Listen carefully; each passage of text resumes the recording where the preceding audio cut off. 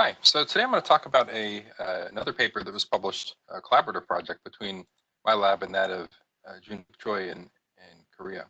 And this is dealing with the fate of the excised oligonucleotide products of nucleotide excision repair. So if you know anything about nucleotide excision repair, when our DNA is damaged by UV radiation, there are photoproducts induced by UV. And these are removed by a process known as nucleotide excision repair. That's the actually only way that humans are capable of removing UV photoproducts from the genome. They do this through what we call a dual incision mechanism, where the damage is cut out in the form of a small DNA, about 30 nucleotides in size. And so a variety of studies that both my lab and my previous postdoc lab in North Carolina had looked at, had examined the detection or developed methods to detect these oligos in UV radiated cells. And so the purpose of this paper was initially based on some data I had when I was in North Carolina, was to look at the fate of these DNAs, these small excised products, in relation to apoptosis. So since we know that when cells are also damaged by UV radiation, the cells can undergo apoptosis. And so the point of this paper is to sort of look at the potential connection between apoptotic signaling and DNA repair in these UV radiated cells.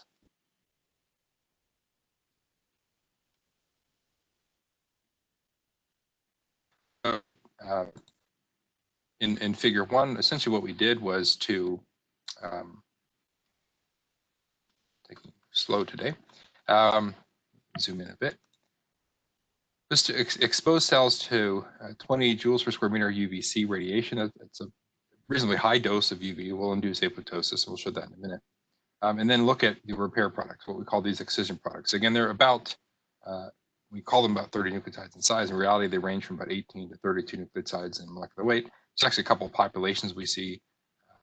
A primary population of closer to 26 to 27 nucleotides, and then something closer to about 20 nucleotides in size. And so in non-irradiated cells, we don't see any of these products within that size range. Again, this is definitive or a characteristic property of nucleotide excision pairs generating these oligos. But again, if we did shorter time points, we see even within minutes of UV radiation, we can see these DNAs being generated.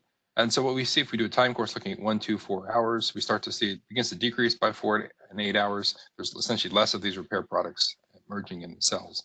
One of the things we noticed in these experiments were that at later time points, we start to see much larger DNA fragments on these gels. And so in other places I've just described about how we do this assay. But essentially what we do is we end label soluble DNAs in the cell with biotin and terminal transferase, run this on a denaturing polyacrylamide gel, transfer it to membrane, and then probe with HRP streptavidin, which can then bind that biotinylated DNA.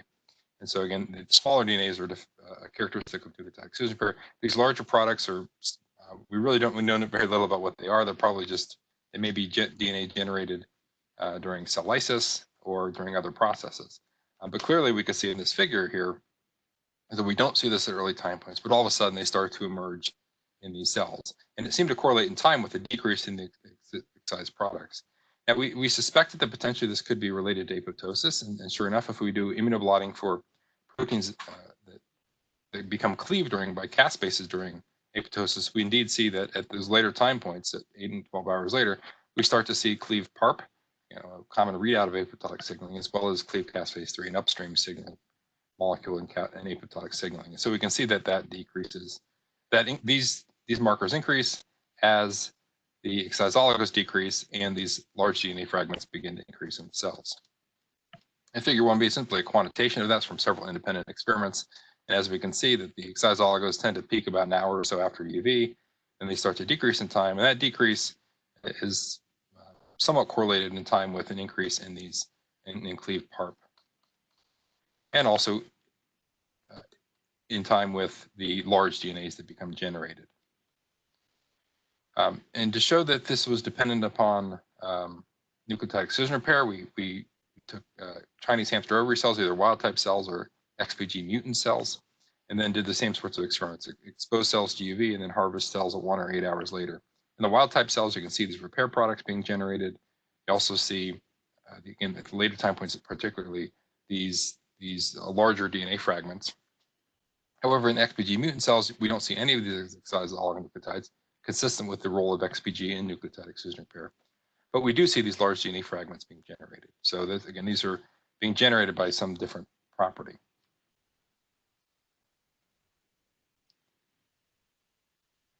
And so we next wanted to focus more on the particular photoproducts. So again, the data in figure 1 was simply looking at total oligos that become generated. One of the things we can also do with these assays is to use antibodies against specific photoproducts, either 6,4 photoproducts or CPDs. CPDs tend to be more abundant, about a 4 or 5 to 1 ratio of CPDs to 6,4 is induced by UV radiation in cells. And so we can use antibodies against these to essentially immunoprecipitate or pull out these particular classes of UV photoproducts and the DNA associated with these photoproducts. And so in figure 2A, we can see, this is just the time course, we see, this is similar to what we've reported elsewhere in previous papers. These oligos get generated within minutes of repairs, particularly with the 6,4 photoproducts, then become degraded. But at later time points, we start to see 6,4 photoproduct containing large DNA fragments in the cells. And in figure 2B, just simply a quantitation of that from independent experiments. So it looks pretty similar to what we look at the results of the total oligos that become generated. In figure 2C, we look at the CPDs. Again, CPDs are the major photoproduct, but they don't distort the helix as well, and they're not recognized as quickly by the nucleotide excision repair system. And so we can clearly see they get generated. It tends to peak about 4 hours after UV radiation. And then by 8 hours, we start to see these large DNA fragments being generated in these cells. And so essentially these large DNA fragments that we see being generated contain both 6,4 photoproducts and CPDs.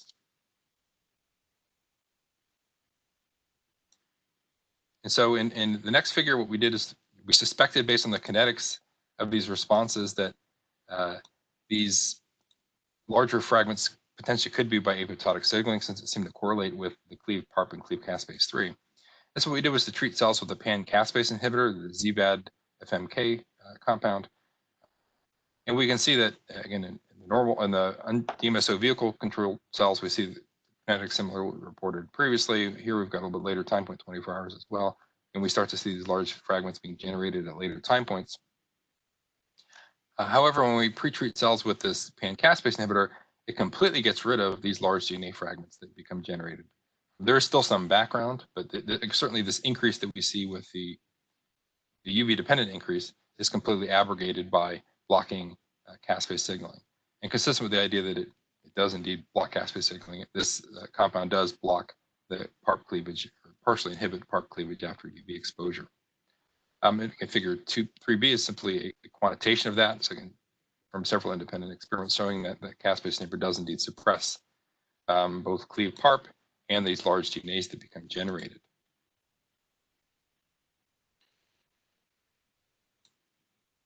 However, if we look at this is where, again, the kinetics, this decrease in the repair products that we see might suggest that that it could be due to apoptotic signaling. However, when we treat cells with a caspase inhibitor, we see essentially no difference in the amount of oligos in the cell. And so if we quantify that in figure 3D from several independent experiments and look at the kinetics of total oligos that get generated after repair, again, it looks essentially identical. So inhibiting apoptosis does not apparently affect nucleotide excision repair after UV exposure, and therefore these may be separate processes. We know that apoptotic signaling often suppresses many of the cellular activities that go on because they're dying through apoptosis. Cells typically through caspase signaling will suppress many different pathways that exist in the cells to conserve energy. However, it looks like nucleotide excision repair is not one of those pathways that are affected. In figure 3E, we've treated cells with just like a dose-dependent increase or increasing amounts of the caspase inhibitor. Again, we can see a nice dose-dependent decrease in the large DNA fragments that get generated, but really no effect on the excision products. So again, it looks like the repair that takes the excision products, the generation of these excision products, is not affected by inhibiting caspase signaling. So in the next figure, in figure 4, we look specifically at the unique photoproducts. And this will be very similar to what we've seen previously. So if we immunoprecipitate either CPDs or 6,4 photoproducts in the presence or absence of the caspase inhibitor, there's essentially very little difference in the size oligos that become generated at different time points. However, it completely suppresses the generation of these large DNA fragments. Again, further suggesting that these fragments are indeed apoptotic signaling, or products of apoptotic signaling. The DNA gets degraded. Figure 4b is simply a quantitation of that from these several independent experiments that, again, those large DNAs are completely suppressed by caspase signaling. In figure 4c, we next wanted to be sure that repair is not being affected by the caspase inhibitor. So we treated cells with, again, the caspase inhibitor or vehicle, the exposed cells to UV, and then did an immunodot blot. So what we do here is we take genomic DNA from the cells, probe it or immobilize it on a membrane, and then probe with CPD antibody. And so we can see a dose or time-dependent decrease in the CPDs that are in the cells.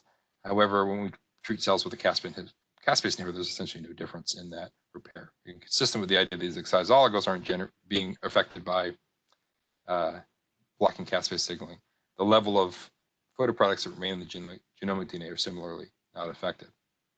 And this, again, figure 4c was CPDs. In figure 4d, this is the 6,4 photoproducts, again, which are repaired at a faster rate. We see essentially no difference in the rate of repair in those two conditions. So to confirm this with a more genetic approach, what we did was to transfect cells with a caspase siRNA to knock down caspase-3 expression. And oftentimes genetic studies aren't quite as strong, at least transient approaches like this, as a pharmacological approach. But nonetheless, we can see when we knock down caspase-3, we can see caspase-3 expression is indeed reduced. It does reduce the level of PARP cleavage that occurs after UV, and it does reduce the level of these large DNAs that become generated. And not quite as strongly as the pan-caspase inhibitor, but it does nonetheless reduce the level of these large DNAs in the cell. And then again, it really has no effect on the excision products. This is either shorter or longer exposure of that blot. Figure 5b, just a quantitation. Again, it does suppress it when we knock down caspase-3, but no effect on the excised oligos. So in figure 6, what we want to do is look at this after other DNA damaging agents. Obviously, we know the UV is quite relevant to sunlight exposure, but we're also exposed to a variety of other compounds.